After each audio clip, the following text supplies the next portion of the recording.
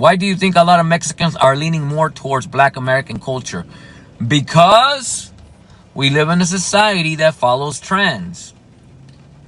And it's not Black Americans' fault that they are very, very, very good at being the lead people in fashion. They are people that inspire. They are people that are mimicked. A lot of people of different cultures, different demographics don't like Black Americans, but yet copy as much as possible from them because Black people, they're cool.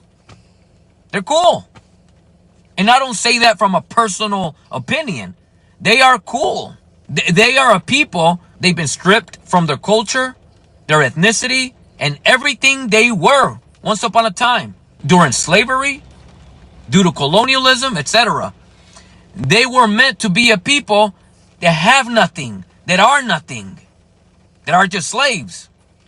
Somehow, some way, these people that were set up to be nothing, somehow, some way, they inspire most people around the world of different demographics. But that's just how good Black Americans are. And I have to say Black Americans because it's specifically Black Americans. It's not Black people. You can't credit Black people because Black people in African countries, Black people in Latin America, Black people in Europe, they don't have the same impact globally with culture, with trends, with fashion, like Black Americans. When you talk about this, you have to give credit to Black Americans. The whole world wants to talk like Black Americans, wants to walk like Black Americans, wants to dress like Black Americans, etc. The whole world. And these were people that were not supposed to be anything but slaves. That is the power of these people.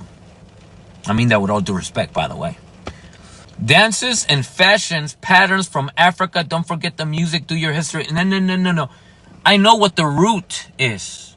We all know what the root is.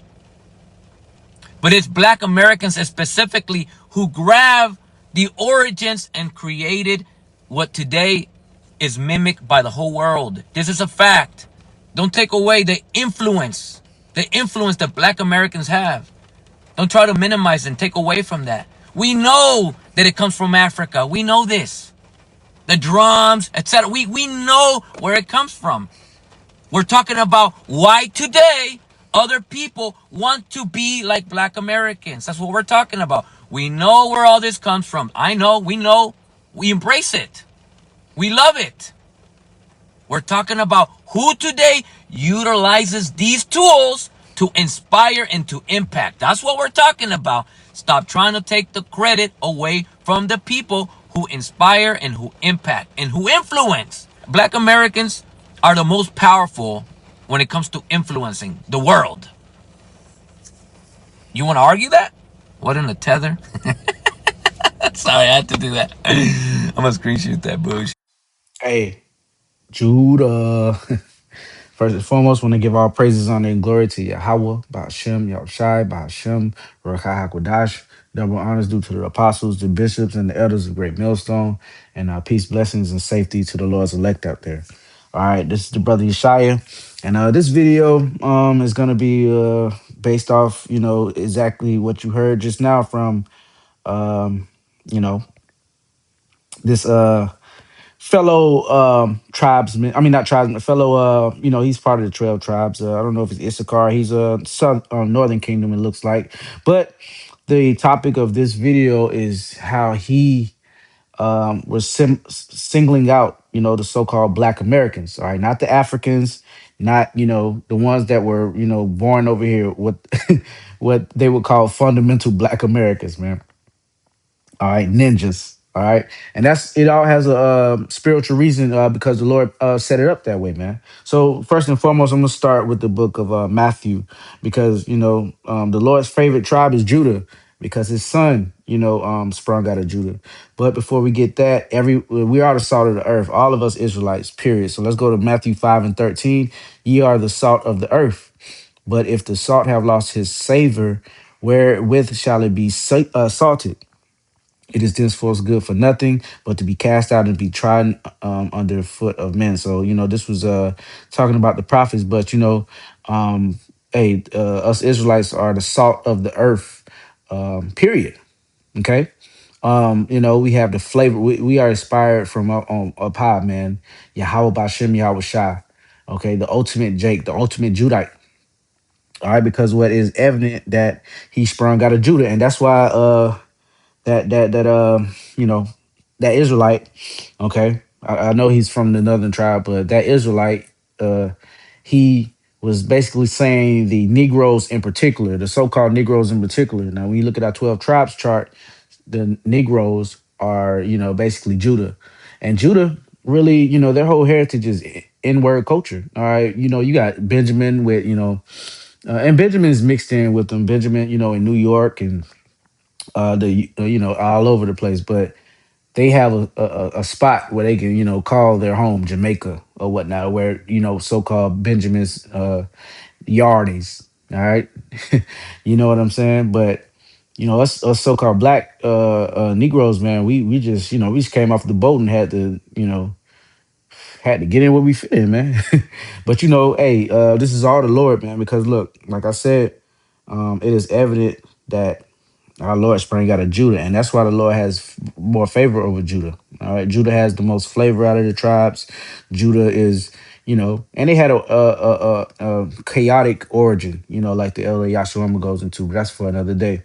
Hebrews 7:14, for it is evident that our Lord sprang out of Judah, all right, of which tribe Moses spake nothing concerning priesthood, because back then the Levites were the priests, but there is a future uh even in Genesis, I think around the 49th chapter, that Judah, okay, basically when Shiloh comes, the government will rest on his shoulder, okay, and that would be the transfer of the Levitical priests into Judah, but then the Lord actually, fulfilling everything because he is the ultimate Judite. So ultimately, it basically belongs to him anyway, him being the high priest after the order of Melchizedek.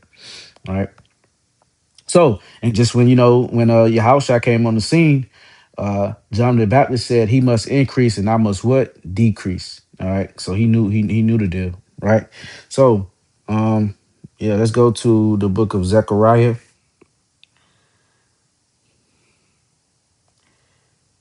chapter 12 and verse 7. The Lord Yahweh, Bashem Yahushua, also shall save the tents of Judah first, that the glory of the house of David and the glory of the inhabitants of Jerusalem do not magnify themselves against Judah. Okay, our King David came out of the line of Judah. All right, ultimately, paving the way, for uh, Yahushua to come through because prophecy had to be fulfilled. Okay, he's the son of David. Okay, being Solomon. All right, and ultimately down the line, he came through Joseph.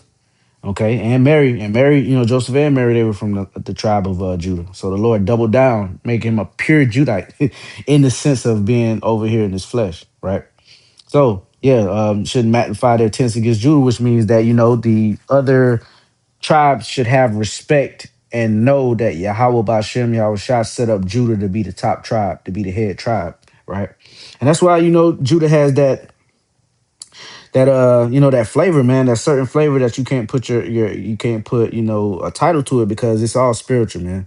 It's all given to us as a gift from Yahweh Bashem Yahweh Shah. You know, um, 2 Samuel 7:23, and it reads. And what one nation in the earth is like thy people, even like Israel, whom the Most High went to redeem for a people to himself, and to make a name, and to do for you great things and terrible for thy land, which thy people, which thou redeemest to thee from Egypt, from the nations and gods. For thou hast confirmed to thyself that thy people Israel to be a people unto thee forever, and thou, Lord, art become their power. And now, O Lord, Yahweh, Ba'ashem Yahushua, power O Lord Yahweh, power the word that thou hast spoken concerning thy servant and concerning his house, establish it forever and do as thou hast said. Okay, So there you go, right there, man. And let thy name be magnified forever, saying the Lord Yahweh of hosts is the power over Israel, and let the house of thy servant David be established before thee. And what was the house of the servant David? Of the tribe of Judah, okay, of which sprang our Lord, man. Okay, and that's written. No dispute. Go play in traffic. All right. Second Peter 2:9. The Lord knoweth how to deliver the. Hey, what is that? That's not it. Uh, what was that? Um, is it second? Is it First Peter 1:9?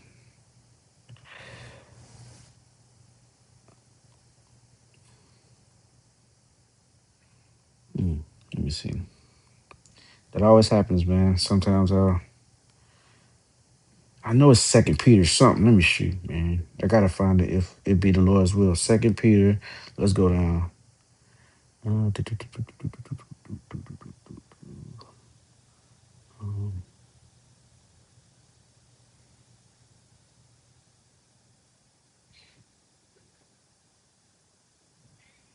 hmm.